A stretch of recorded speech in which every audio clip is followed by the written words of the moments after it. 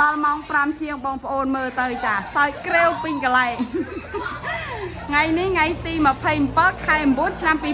2025សើចលឿនលឺដល់ក្រោយឥឡូវសើចអីមកប្រាប់ផងមើលផ្នែកខាងក្រៅបានសើចទៅខាងមុខអានំនេះធ្វើអីសើចរឿងអីហ្នឹង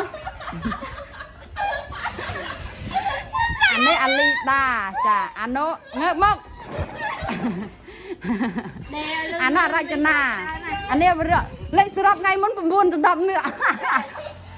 មកធីមយើង9 10នាក់ណាចាហ្នឹងហើយចង់ពុកម៉ែបងប្អូនជួយគ្រប់គ្រងផងចា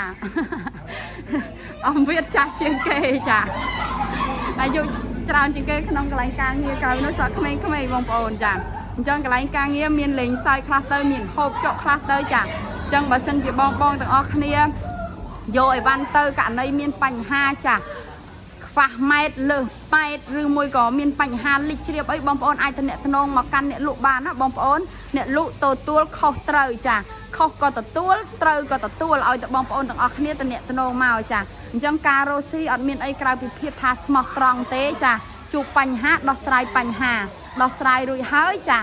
យើងល្អជាទៅចាអញ្ចឹងបងទាំងអស់គ្នាកុំភ្លេចធ្វើការតាក់ទងណាបងប្អូនមិនថាចោអាសូឡាជីតង់ស្បៃទេបើមានបញ្ហាណាមួយសូមបងប្អូនទាំងអស់គ្នាចាជួយតំណតំណងមកខ្ញុំផងព្រោះអី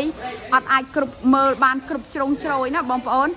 ពេលដែលពួកគាត់ចាប់ផ្ដើមអត់ចាគឺខ្ញុំអត់បានមើលទេបើភាគច្រើនខ្ញុំមកថតមកផ្លេតហើយខ្ញុំ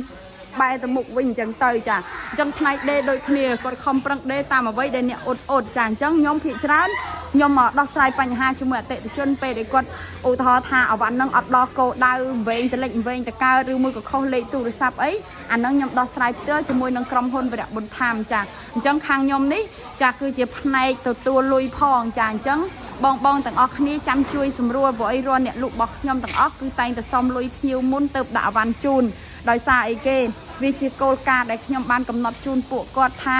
បើសិនជាភ្ញៀវអត់វេលុយមកយើងទៅសេតបងជូនគាត់សិនទៅបើគាត់វេហើយចាំតម្លាក់ចូលនៅក្នុងក្រុមការងារព្រោះអីរាល់ថ្ងៃយើងធ្វើការជូនអតិថិជនឲ្យគាត់វេលុយមកហ្នឹង